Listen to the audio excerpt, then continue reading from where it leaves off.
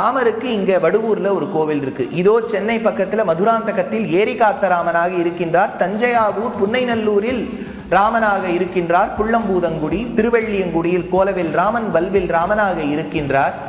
பத்ராச்சலத்தில் ராமனாக இருக்கின்றார். வால்மீகிபுரத்தில் ராமனாக இருக்கின்றார். கர்நாடக மாநிலம் ஹிரேமகளூரில் ராமனாக இருக்கின்றார். கேரளாவில் குருவாயூருக்கு அருகே திருப்பரையாறில் ராமனாக இருக்கின்றார். ராமருக்கு ஒன்று ஆலயங்களுக்கு குறைச்சல் இல்லை. ஆனால் ஒவ்வொரு மதத்துக்கும் புண்ணிய க்ஷேத்திரங்கள்னு இருக்கும்.